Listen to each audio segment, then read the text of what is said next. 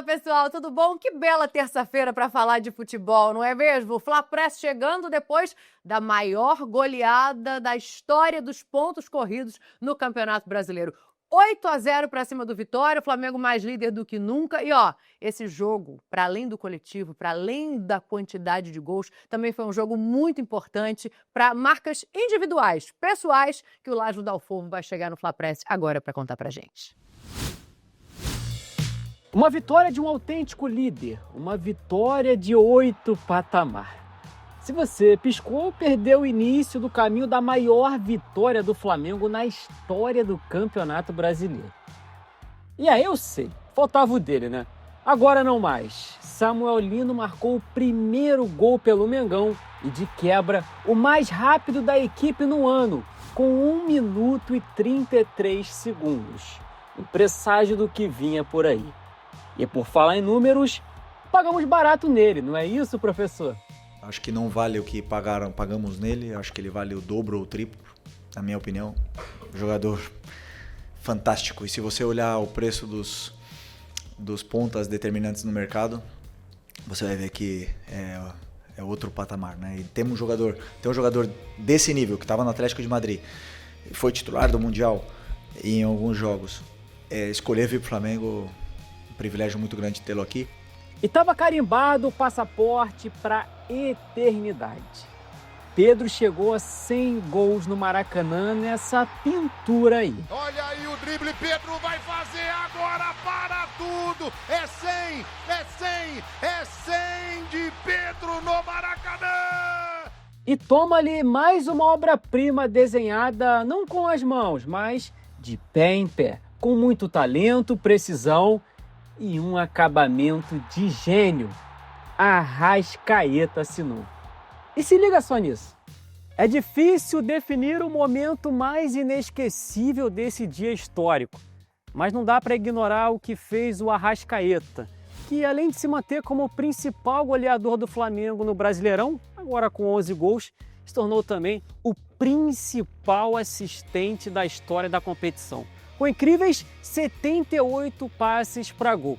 Só nesse jogo foram mais 2 assistências para conta.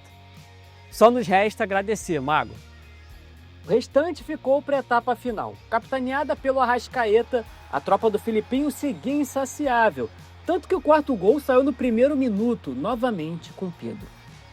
E permanecia só valendo o golaço coletivo, com toques rápidos, envolventes e muita movimentação. E vamos de Lino marcando mais uma vez. Mas tinha espaço para o individual sobressair também. Pega essa jogadaça com direito à caneta até o gol do Luiz Araújo. Não é que chamaram mesmo o SAMU? Agora aguentem. Não perca as contas, hein? O 7º gol saiu com 13 minutos. De novo, Samuel Lino serviu ao Pedro. E amigos, o nosso 9 bolado fez isso aí. Antológico. Aliás, a dupla terminou o jogo assim. O Ponta com 2 gols e 3 assistências e o Penaine com 3 gols e 1 assistência. Aí um elástico. Simplesmente surreal. E o que já era épico se tornou recorde. E foi simbólico, com Pedro e Jorginho deixando a bola para o nosso ídolo sagrado, Bruno Henrique, bater o pênalti e concluir a maior das maiores vitórias do nosso clube no Brasileiro. Também foi o 100º gol do time no ano. Quem para um grupo tão forte e unido? Só sorriso aí do outro lado, só sorriso aqui também, né? Afinal de contas, uma goleada dessa. E quem foi o destaque dessa goleada, individualmente, para você? Coloca aqui nos comentários do Fla-Press, só para eu ver um negocinho, para ver se a gente está de acordo. E agora, um diazinho de folga, volta ao trabalho. Afinal de contas, tem o Grêmio para fechar o mês de agosto. O Flamengo tinha expectativa de ter mais semanas livres de treinamentos, como vai ser essa, até o jogo contra o Grêmio. Mas não deve acontecer, não, porque a CBF deu aquela modificada no calendário, né? Agosto, o mês decisivo no futebol brasileiro. Ele está chegando ao fim e o Flamengo tem muito o que comemorar. Líder no campeonato de pontos corridos, classificado na Libertadores e somando 6 vitórias e 1 empate até aqui, invicto no mês. Falta ainda o jogo contra o Grêmio, é verdade, mas ele virá no próximo final de semana. É óbvio também que a eliminação na Copa do Brasil não estava nos planos, mas para além dos resultados de campo, passar por agosto com um elenco quase todo à disposição do treinador é motivo de felicidade. A parte da medicina, nutrição, psicologia, a fisioterapia nos processos de recuperação desses atletas se faz muito importante. Então a troca desses conhecimentos que todos os profissionais diariamente se reúnem em prol de cada um dos detalhes desses atletas é o que está trazendo com a gente uma certa segurança, com que a gente consiga passar esses períodos tão conturbados, com muitos jogos, com uma certa eficiência. Agora o Flamengo tem um trunfo para a sequência da temporada. 5 dias apenas de treinamentos. Enquanto Felipe Luiz vai usá-los pensando no campo, na bola, no entrosamento, os outros departamentos também têm seus desafios. A gente vem uma semana de calendário congestionado, né? E agora nessas semanas a gente aproveita para olhar individualmente cada jogador, ver aquele jogador que precisa de uma recuperação maior, um ajuste de carga ou um incremento de carga de maneira individual, para aproveitar esse tempo que a gente tem, que é um tempo raro durante a temporada no calendário brasileiro, e progredir com nossos atletas. Raro mesmo. Com a eliminação na Copa do Brasil, a expectativa do Flamengo até era ganhar 6 datas livres para treinar e recuperar jogadores. Mas a decisão da CBF de antecipar rodadas e o fim do Campeonato Brasileiro modificou os planos. A diretoria rubro-negra chamou a medida de unilateral e destacou que, além de sem precedentes nos pontos corridos, ela impõe ao Flamengo uma carga maior de jogos e longas viagens em intervalo reduzido, em alguns casos desrespeitando inclusive o prazo mínimo de 66 horas entre partidas, especialmente após as datas das eliminatórias sul-americanas para a Copa do Mundo. Tal cenário compromete o planejamento esportivo da temporada e, sobretudo, a saúde dos atletas. A nota acaba com um pedido à CBF que reconsidere a decisão a fim de preservar a credibilidade de um dos maiores torneios do futebol mundial. Ainda bem que nessa pausa o Flamengo tem a tranquilidade de um 8-0 para seguir o trabalho. Sempre melhor parar no topo. E Felipe Luiz pretende usar os próximos dias para aprimorar o entrosamento do, por que não dizer, novo elenco rubro-negro. E o grupo está criando essa identidade. Eles estão cada vez mais amigos, dentro e fora do campo, estão se conhecendo cada vez mais, estão se adaptando à cidade, os jogadores novos, e os que já estão ajudando muito eles nesse processo de adaptação. Essa identidade está se formando justo no momento mais importante da temporada, onde foi às oitavas da Libertadores, né? Então, junto com essa nova identidade, veio as vitórias e a confiança. Então agora o grupo está muito fortalecido com isso. Mas como eles mesmos falaram dentro do vestiário, pés no chão.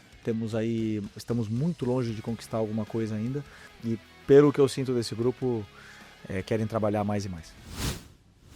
Você já se inscreveu na Flamengo TV? Já ativou o sininho para saber de tudo o que está acontecendo por aqui? Você já sabe, por exemplo, que o Zico está na Flamengo TV? A resenha do Galinho está disponível para você e você pode acompanhar um trechinho aqui no Fla Press, mas depois você vai lá ver o vídeo inteiro. Afinal de contas, é simplesmente o maior de todos, conversando com outros ídolos rubro-negros.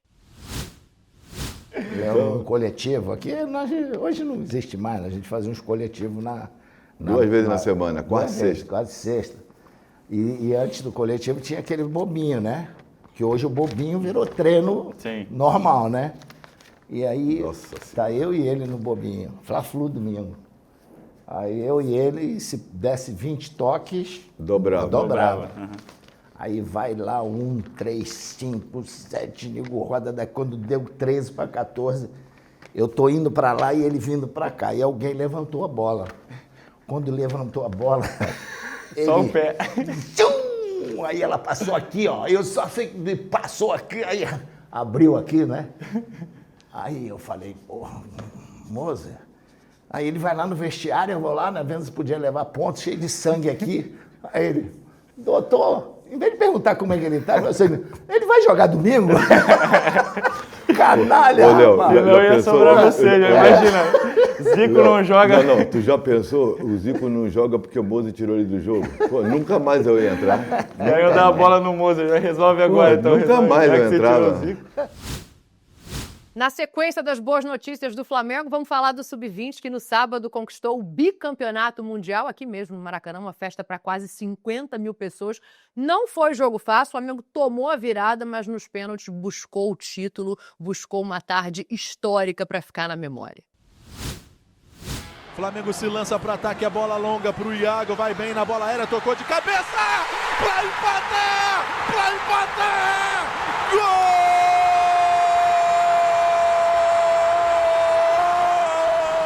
Os garotos do Ninho, formados para nunca desistir. O Flamengo é definitivamente para quem acredita. A torcida não parou de cantar um segundo sequer. Fez a arquibancada tremer. E quando tudo parecia perdido, carregou o time cantando o nosso hino ainda mais alto. E como num chamado divino, invocou o gol de empate com o Barcelona, que levou a disputa pelo mundo no Sub-20 aos pênaltis. Por falar em divino, Zico fez questão de enaltecer o show que aqueles que o têm como maior ídolo proporcionaram aos nossos crias. E bom, o derradeiro capítulo de um roteiro cinematográfico foi com o final pra lá de feliz. 6-5. Iago, gelado. Leonanete, blindado. Muita precisão do nosso lado e o Carbone, enfim, colocando um ponto final. Eu não tenho nem palavras para descrever o que eu estou sentindo, o que eu estou vivendo. Acho que a ficha ainda não caiu. Campeão mundial em pleno Maracanã, com a torcida fazendo uma festa maravilhosa. Ah, nem eu sei o que passa na minha cabeça não, cara. Eu perguntei... Foi coisa de momento? Coisa de momento. Perguntei ao Matheus se eu cavaria, aí ele falou, faz o que você quiser. Fui lá e cavei. Eu tive um pênalti também na Libertadores para bater também, que foi muito decisivo, então... eu venho trabalhando isso dia a dia, eu estava muito confiante, muito concentrado na batida e Deus abençoou, a gente conseguiu sair campeão aí, bicampeão, né? O primeiro capítulo também foi especial. No minuto 10, quando a nação prestava a tradicional homenagem aos garotos do Ninho, Lohan balançou a rede e fez pulsar ainda mais o Maraca, que era palco do coro de Pra Sempre por Vocês. Simbólico, emblemático, emocionante. Chame como quiser, porque foi de arrepiar. E depois do gol do nosso Rugal, o desenrolar do filme, quer dizer, do jogo, foi complicado. O Barça foi superior no segundo tempo e, mesmo com o Nanete inspirado, o venceu 2 vezes, sendo a segunda já nos acréscimos. Mas aí, o nosso lema "Tua glória é lutar" prevaleceu. E agora ninguém tem mais taças do Intercontinental Sub-20 do que o bicampeão Flamengo. E mais, das 4 edições do torneio, nenhuma contou com mais público do que o Maracanã neste histórico 23 de agosto de 2025. O público total foi esse aqui. Vocês fizeram a diferença, nação. Pedimos o mundo de novo e ele veio. Tem que comemorar mesmo e muito, molecada. Vocês nos representaram e entenderam muito bem o que é ser Flamengo. Foi com alma, com a nossa essência, foi com a autoridade do maior campeão mundial da categoria.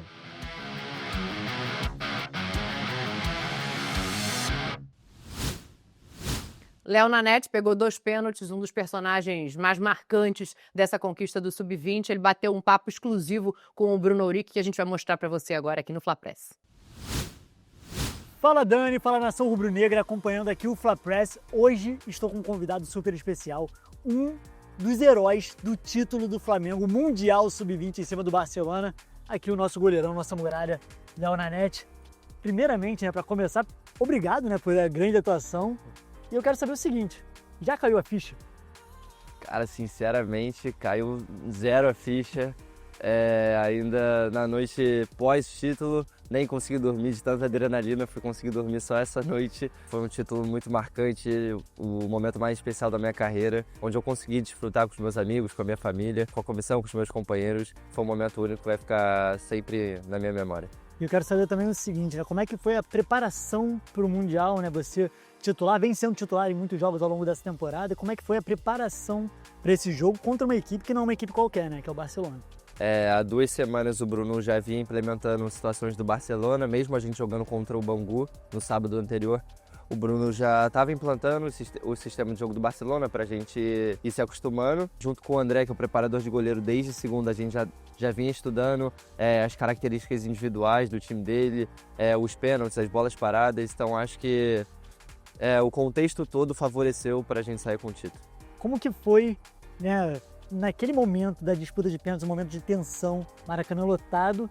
Como é que foi a disputa, né? Você falou, teve muita preparação, você já conhecia os cobradores do Barcelona? Cara, eu particularmente, no momento ali do pênalti, eu fico o mais confortável possível porque a pressão é do jogador, né? Então eu procuro fazer o que está ao meu controle, né? Junto com o André, preparador de goleiros.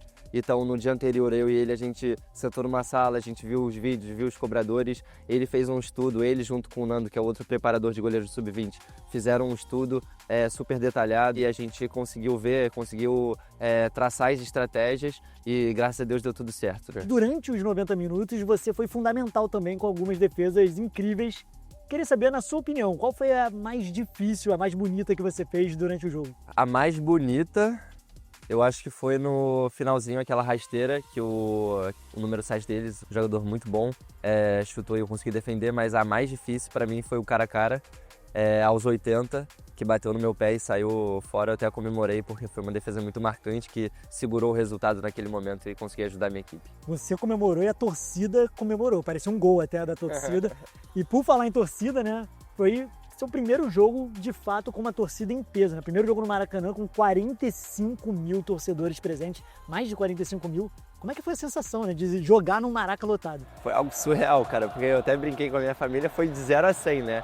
Porque normalmente a gente joga aqui na Gávea, joga com a família, vendo os amigos prestigiando, mas nesse contexto todo, pô, nunca passou na minha cabeça que um dia eu ia estar vivendo tudo isso. Então foi um momento maravilhoso e a nação demonstrou apoio durante os 90 minutos, durante os pênaltis também. Não deixou de cantar, não deixou de apoiar a gente e foi muito importante para que a gente conseguisse sair com o time. E para finalizar, um grande sonho seu no futebol? Meu maior sonho é estrear profissionalmente no Flamengo, diante de toda a nação rubro-negra. Eu sou flamenguista de coração, meu pai me passou isso desde a época do Zico, então acho que seria um sonho imenso poder estrear, ganhar títulos com o Flamengo e virar ídolo da nação. É isso, Léo. Com certeza está trilhando o caminho e em breve vai estar jogando no profissional com o Flamengo. É isso aí, Dani. A gente veio aqui com um dos heróis dessa conquista mundial, o Léo Nanete, que em breve vai estar brilhando muito também com a camisa do Mengão no profissional. Olha, já que você está vendo a entrevista exclusiva, o time Flamengo também está bombando por aqui, da base ao pódio, toda semana um quadro super especial para mergulhar nos esportes olímpicos. Essa é a semana do remo. O Vangelis Henk dá uma palhinha do que ele quer contar para você. Eu comecei a remar através de convite de amigos, também foi num projeto, então essa relação de ser professor de projeto tem muito a ver com o meu início, meu começo, né? Hoje nós temos duas modalidades, né, dentro do remo.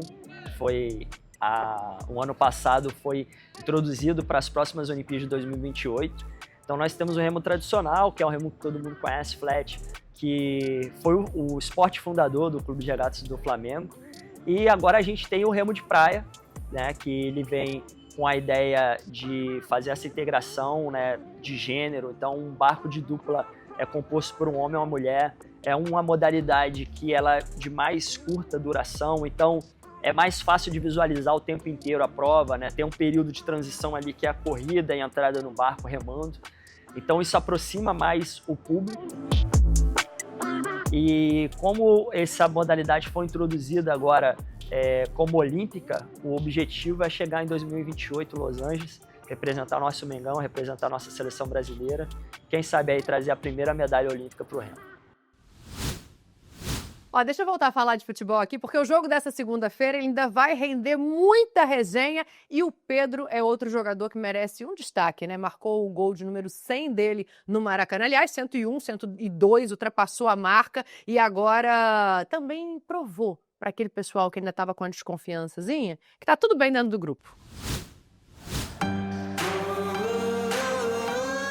Força máxima contra um time que luta contra o rebaixamento. Estranhou o quê? o Flamengo briga para ser campeão. 2 gols em 2 minutos, 8-0 no placar. Estranhou o quê? O Flamengo tem o melhor ataque da competição. Gol de número 100 do Pedro no Maracanã. E você estranhou o quê? Opa, 101, 102. Essa foi a 5ª vez que o camisa 9 do Flamengo marcou 3 gols em uma partida. Todos os jogos a gente tem que entrar para vencer, principalmente dentro do Maracanã. E elevamos o nível, né, com muita concentração, com muita humildade também, do início ao fim, independente do resultado que vinha fazendo no jogo. E agradecer a Deus por mais uma vitória, por mais gols que eu fiz com essa camisa. Né, feliz demais e acredito que tem que pensar por jogo agora, né? Esse resultado foi importante, mas a cada jogo a gente tem que pensar no próximo também. E espero que no final do ano a gente possa comemorar o título, que é o que a gente quer. E quando parecia que vinha o quarto, Pedro guardou a bola e gentilmente entregou para Bruno Henrique bater o pênalti. O grupo todo abraça a causa de querer ser campeão, de remar junto, de comemorar os gols juntos, de saber que o mais importante é a equipe, né? E que o Pedro, por exemplo, não começou contra o Inter na Libertadores, mas entrou e melhorou a equipe.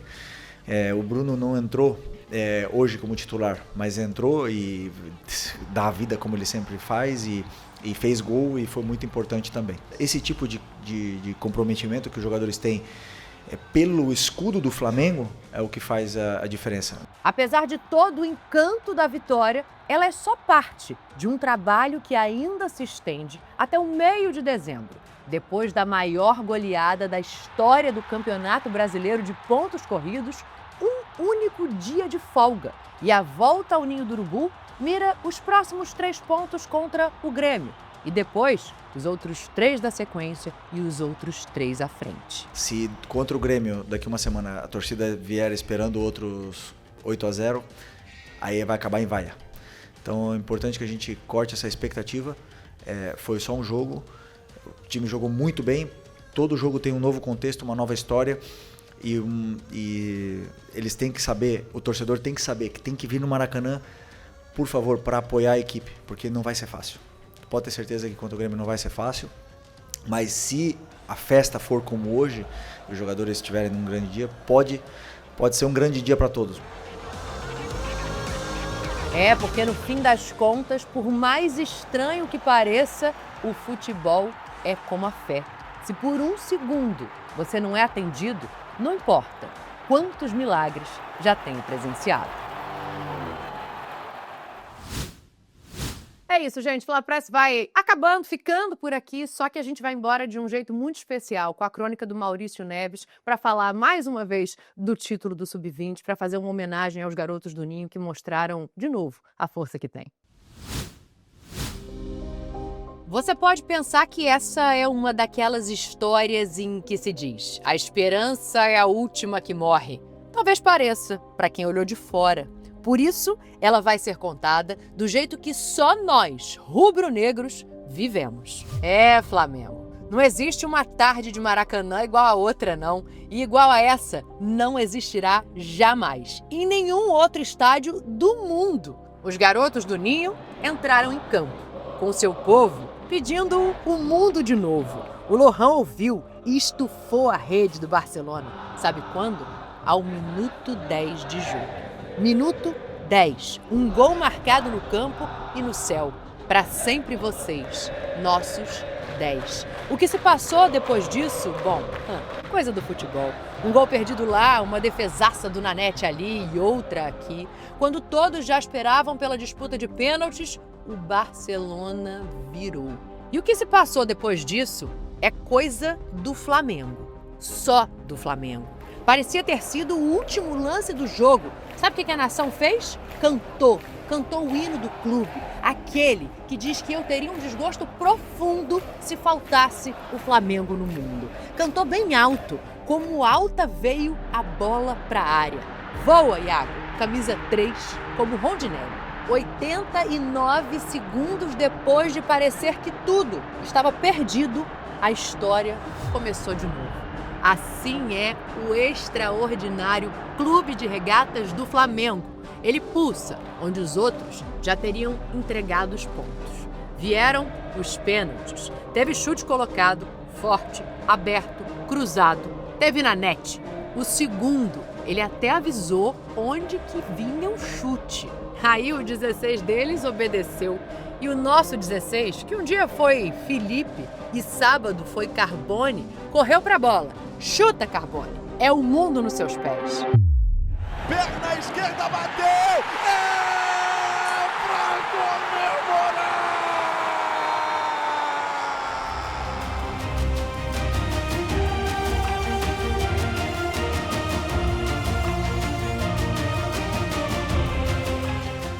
Bicampeões mundiais. Não, a esperança não é a última que morre. Quando os garotos do Ninho estão em campo, eles são o nosso futuro. E a esperança é a primeira que nasce.